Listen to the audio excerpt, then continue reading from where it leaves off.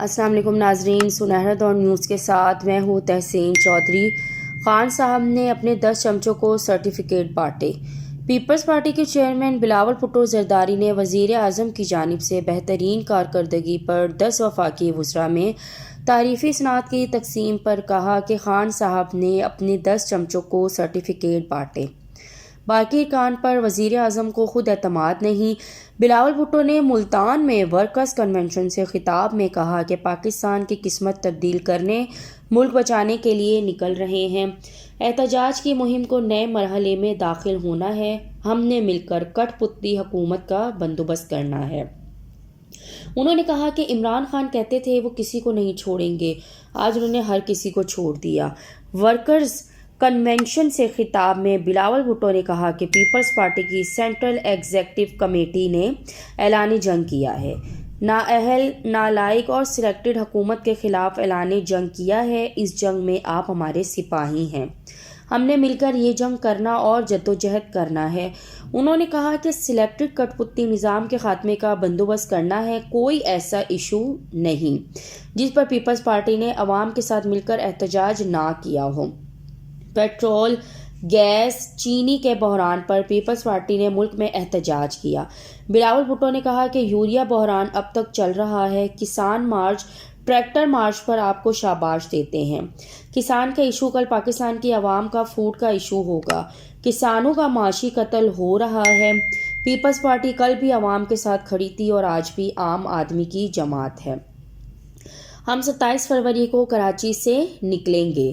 بلاول بھٹو نے کہا کہ احتجاج کی مہم کو نئے مرحلے میں داخل ہونا ہے۔ مہنگائی، بے روزگار اور غربت کے خلاف عوامی مارچ پر CEC میں بحث ہوئی۔ مہنگائی، بے روزگاری اور غربت آج ہے تو کل تک کیسے انتظار کر سکتے ہیں؟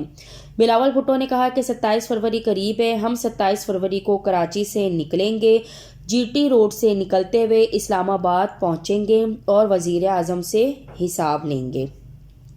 لانگ مارچ کی مہم چل رہی ہے، آپ کو گھر گھر پہنچنا ہے۔ انہوں نے ورکرز سے خطاب میں کہا کہ آپ نے فیصلہ کرنا ہے کون سے سپاہی اور کارکن ہوں گے جو ہمارا استقبال کریں گے، کس سپاہی نے استقبال میں شریک ہونا ہے اور کس نے ساتھ رہنا ہے، کس سپاہی نے ہمیں اسلام آباد میں ملنا ہے، یہ فیصلہ آپ نے کرنا ہے۔ تبدیلی کے نام پر تباہی کی جا رہی ہے۔ بلاول بھٹو نے کہا کہ جدوجہد کے نتیجے میں عوام کو عذاب سے نجات دلا سکیں گے۔ تبدیلی کے نام پر تباہی کی جا رہی ہے۔ ماضی کی کرپشن کا راگ الاپنے کے علاوہ کوئی بات نہیں ہو رہی۔ تاریخ کی سب سے بڑی کرپشن خان صاحب نے کی ہے۔ انہوں نے کہا کہ ہمیں اور ہمارے مخالف کو چور کہتا تھا، کسی کو نہیں چھوڑنا تھا۔ میرے خیال میں خان صاحب نے سب کو چھوڑ دیا ہے، ہم تو کہیں بھاگے بھی نہیں۔ زرداری بیماری کے باوجود پاکستان کی سرزمین پر موجود ہے۔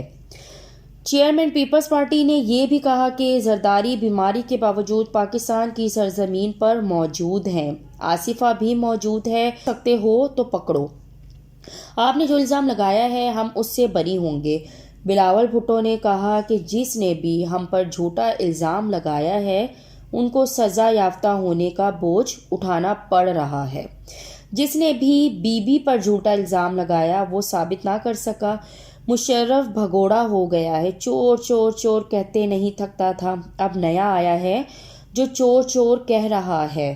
ان کے ساتھ یہی ہونا ہے۔ انہوں نے کہا کہ عدم اعتماد اور الیکشن کے وقت نظر آئے گا عوام آپ کی کارکردگی پر کیا رائے رکھتی ہے۔